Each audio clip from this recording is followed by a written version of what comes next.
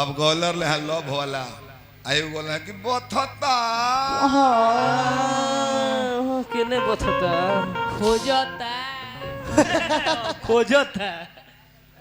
बड़ी लोय में रिमझिम देखी कलाकार तो है ही है नु हां केनियो बथता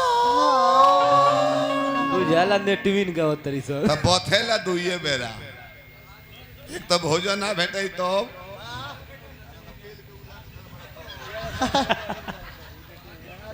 जन्नी अश्लील बोलता चुटकुला कहे के है सालो हां तो डायरेक्ट कहता प्रेमवा से बोले जमाना में कितना गंदा प्रभु जी के नाम में बोल हो हम प्रभु जी के नाम में ना कहिले हम साइड से कहिले और ही जोर से हॉर्न मार के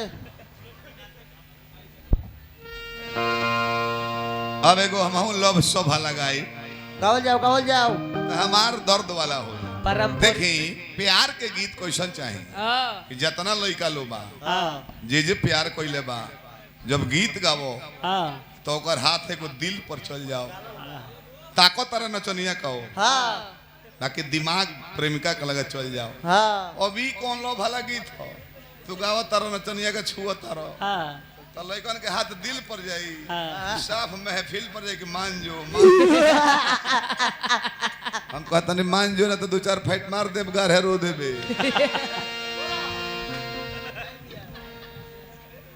गलती करनी है ना रौरा गलती हो नहीं सकता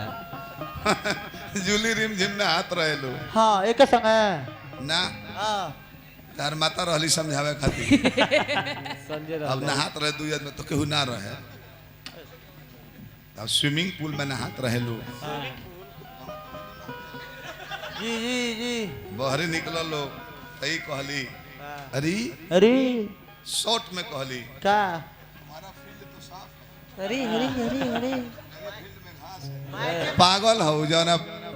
रोड पर ज्यादा ट्रैफिक रहेला तो न घास जामेला साफ सुथरा जना रोड पर गाड़ी ना जाए बिगड़ ज्यादा रोड में क्लीन सेव हाँ तो ना